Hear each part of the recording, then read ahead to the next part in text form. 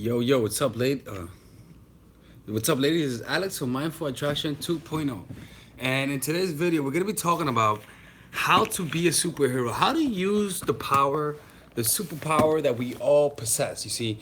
Because a lot of us a lot of us believe that we are helpless in this world and that we don't have the ability to change our lives.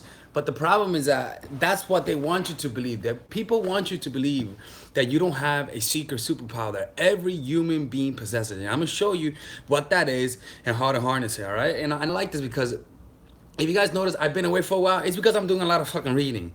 I'm like restructuring everything. I'm finding, just different ways to explain different subjects. And so I'm doing a lot of research, and it's more blowing my mind, and quite frankly, it's hurting my brain a little bit too much. So I was like, let me teach some stuff, and let's get started, okay? So if you guys ever need coaching by me, go to mindfulattraction.org. That's Union Game Coaching. All right, bye-bye. Let's get started. So the most important tool that we as humans have is our rational mind. That's the most important tool. The ability to think, our cerebral cortex, I believe. Don't quote me. Don't quote me. But what limits you from using your power or from realizing the potential that you have isn't some force that's outside of your control. In reality, what's causing you to not see how powerful you are and the superpower that we all possess, that's fear and overthinking, which clouds your presence of mind, which hinders your ability to use your mind properly. You see, so but it's not your rational mind where your power comes from. You see what I'm saying? I'm not trying to say that your rational mind is it's where your power arises, but it's in its use that superpower arises. The rational mind, you use the rational mind to get yourself in fucking trouble. You use your rational mind to get yourself addicted to shit. But most people don't use their rational mind to use this ability that we all have dormant. It's crazy, all right? You see, so and this is this. Once you learn to free your mind, right, to let go of fear and overthinking, which is what clouds your thinking, you're gonna be able to use your rational mind to predict and formulate your future. See, that's a power that as human beings we have. We have this ability to predict the future, to create a vision of the future and make it happen. We have this ability. You see, the problem is that a lot of people believe that they don't have that ability, so they don't even use it. So they then use their brains, they use their minds for things that are not constructive, for things that doesn't lead to anywhere. You see? But in order to predict the future or predict your future or formulate your future, because I'm telling you, there is nothing more powerful than being around someone who says, I'm gonna do this, and he does it. They sound like deity, like prophet per se, you see? And let me see, one second. So in order to predict the future, you must be able to become attuned to the present moment more acutely. Remember, it's not the quantity of information that you get. It's that you're able to extrapolate, but the quality. See, it's the quality of information that you get that will allow you to actually use this power. You see, so in other words, you got to be able to think in all directions. You need a level of detachment from the outcome in order for you to trust your faculties to come up with answers. You see, in other words, you need to be able to, in order to predict the future, you first need to be able to read and understand your environment, understand what happened in the past, understand your enemy, understand your mind, understand what hinders you.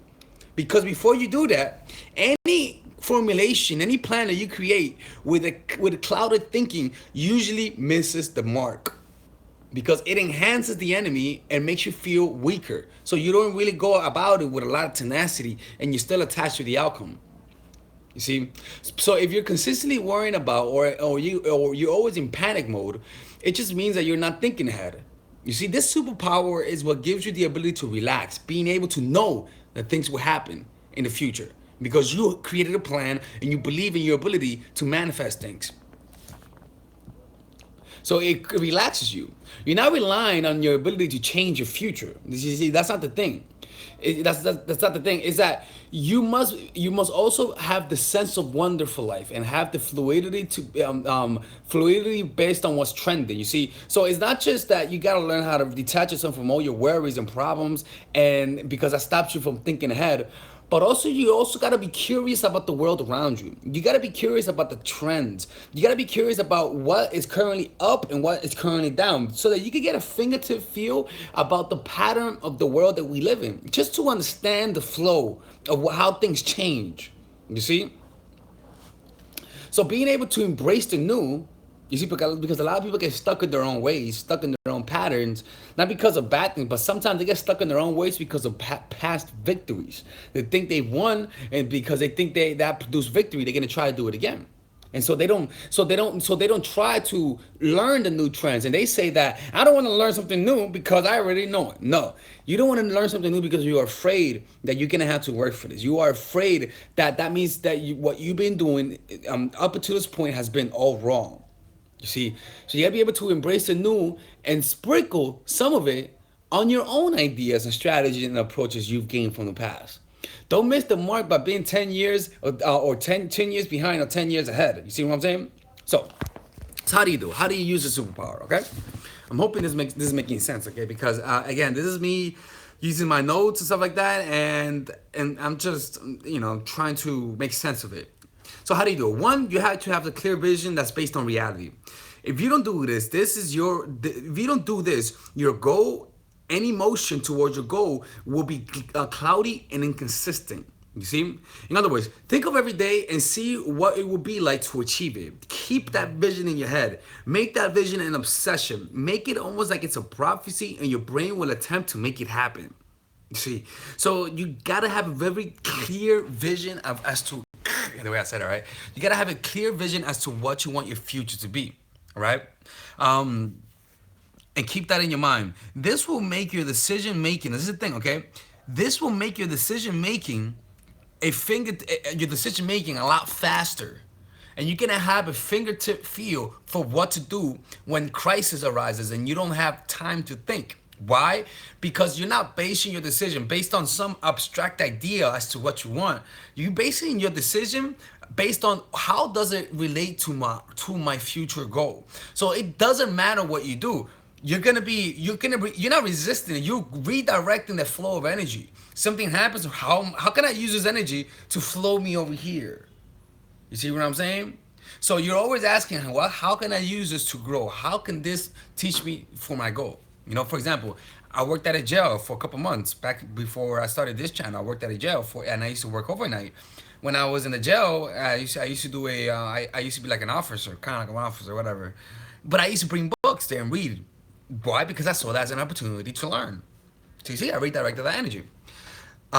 So also become aware of the consequences. Okay, so this is the thing. So it says, if you can feel for what guy is good and what guy isn't romantic without any uncertainty. Okay, so also knowing what the kind of future you want allows you to make decisions on men a lot quicker. Because you say, fuck that, this guy doesn't allow my future. I'm not even gonna have the time to be attached to him. You see, the problem is that a lot of people get attached to the wrong people because they don't have a clear vision as to what kind of relationship they want. So they just get into one relationship and they just hope for the best. But if you have a standard as to what you want it to be, you sort of have this intuition as to what's good and what's bad for you. You don't think about it, you just react because you sort of are obsessed about a certain future you want. So your brain sort of gives you a natural reaction that's aligned to the future that you want. You see, it's kind of crazy. It's kind of like it puts you on an automatic mechanism to success, if that makes any sense. Oh fuck, hope this shit didn't die on me. Give me 1 second. Okay. So that's the first thing, okay? Also, become aware of the consequences of achieving your goal. In your mind. Remember that. We're starting off with the vision, okay? Become aware of the consequences of achieving your goal. In other words, these are the hidden costs. So you say, oh, I want this guy. I want to get with this guy. Notice what would be the consequences of getting with this guy, okay? How would the dynamics of the relationship be? Would it change? Do you notice that that up until this point, there's been a negative pattern where you're consistently feeling needy, chasing him, and then you lose interest, he chases you, and then you lose interest? Do you notice this is a consistent pattern? Because if that's the case, that's going to be the hidden cost of being with them, or achieving that goal. You have to look at the hidden cost. You see, so that's why you got to look at the people who are doing what you want and see what they like about it and what they don't like about it. Ask them and just find out, do you really like this? What are you? For example, like a lot of people want to get with a guy, right? And they'll want to get with a guy, but they don't notice that they're losing their self-esteem as a result of it. They don't notice that they're gaining a web of habits that produces neediness and drives men away. They may get the guy, but guess what? In the process of getting the guy, you became needy. That became you. You see, that's the hidden cost. And so if you just begin to notice what are the hidden costs of getting this, you'll have a clearer idea as to what the future would look like. You see, don't just focus about the benefits. The hidden cost is more real than the benefits. You prepare for the good, but we never prepare for the bad. You see? Try your best to think hard of them, like the hidden costs. For example, fame will make making connections with people more difficult. Stuff like that. A big company requires a lot of time and a lot of effort and a lot of sacrifice. Stuff like that. You see, you don't want to become a victim. Part of having this ability to predict the future is being able to see the future in very accurately, and say, I don't want this because I already thought about this from head to toe. And it doesn't mean you're gonna make the right decision all the time, but you're gonna make accurate decisions, good decisions. That's not based on emotional reactions, based on neediness, but on rationality. Okay? So the next thing you do, once you have a clear vision as to what you're gonna expect, by understanding yourself, knowing how you think, knowing where you're gonna fall, knowing your obstacles, and then creating a web of habits that allows you to overcome that obstacle, knowing the hidden cost of achieving your goal, knowing what you have to do to achieve it through learning about other people and what they've done to achieve the goal, and most importantly, through having a vision, having a clear vision as to what you want in your future, and feeling that obsession. Then you could begin to anticipate events. You see, then now begin to prepare for the things that are gonna occur. You see, for example, if you're gonna notice that you're gonna need to get all the way to the top of your company, and you notice that the indirect path towards that goal is maybe start at the janitor spot, then find a way to do that, but also find a way to get on the radar of your boss. You see, it's all about thinking the grand strategy, like just thinking ahead. You see, so just it's all about anticipating what you're gonna have to do, okay? Based on your predictions, based on the information that you gathered up already. The next thing is formulate a plan based on your information and be fluid and go with the flow. Adjust your path to your goal and be realistic in all moments. You see? So just have a certain goal in mind, right? And formulate a plan based on your resources, on what you currently have. Don't base your plan based on the resources that you don't have. If you live in fucking Africa, don't expect to go to UCLA next year. For example, there was this one African kid who was from Africa, didn't have a lot of material, but he was a very good electrician. Like he actually did robotics with random fucking material, random material. And the reason why he did that is because it's not because he focused on what he didn't have. He said, "Well, I don't have much. Let me just focus on what I currently have." And he started looking for material in his hood or whatever. I don't know what the hell they have it in Africa, right? And he came up with good shit. So the reason why he was creative is because he had a goal. He noticed his limitations and focused on what he had and not what he didn't have. For example, I need a camera to start a YouTube channel. I need a nice camera. Bitch, you got a laptop right here. Use that camera. Sure, it sucks ass, but use it. Do something. Start with something, man. You see?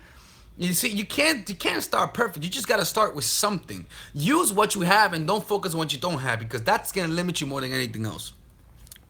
And the next thing is take action and use feedback accordingly. Take action and then use that feedback to adjust your course, and never give up. And just keep that vision in your mind. And what's gonna happen is that if you keep doing this, there's gonna come a point where people are gonna tell you, how the fuck do you set your mind to something and do it? I'm not perfect. I'm not good at this as much as you might think I am. But maybe I am. Maybe I underestimate myself. Who knows, right? Underestimate myself. Who knows? The point is that that this is something that you develop, and it's something you get better at. because you begin to notice what you have to do to get a certain outcome, and it's not even like you predicting the future. This is something that you just, it's inevitable because you know how to use your brain. You see, that's pretty much what it is. It's, and again, the most important power that humans have is being able to predict their future and to be able to formulate their future. That's an incredible power, you see. But whenever you're stuck in your head, you won't be able to predict the future. You'll be a victim to life, and when the future comes, you won't prepare for it. And guess what? Then you live a life full of regrets, and I don't know how that is. I imagine that must be shitty, unless you become present to the moment and you just surrender to it, you know. But I hope this makes sense. This may not be one of the most clear videos, but then again, I say that all the fucking time, right?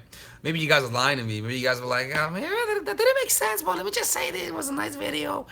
You know, I don't know. But a lot of times I make a video and to me it doesn't make any sense. I feel like I'm out of the flow. But when I look back at it and when people tell me, they say it's pretty cool. So I don't know. Anyways, thank you for watching. I'm gonna be, again, I'm preparing my seminar. I mean, not my seminar, my online course. It's down there below. You guys can sign up to get updates when it's coming out. You get discounts when it comes out, and you guys gonna get periodic emails about me as to what's going on and all that sort of stuff.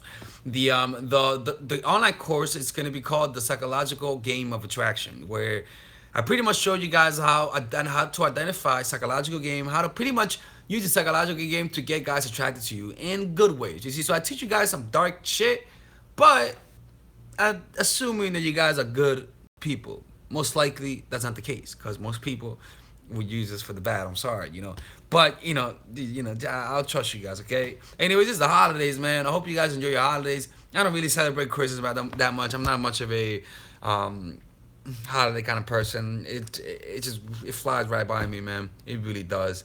But I really think that it's gonna be, it's a good year. It's been a great year, by the way. It's been a great year and all that sort of stuff. So yeah.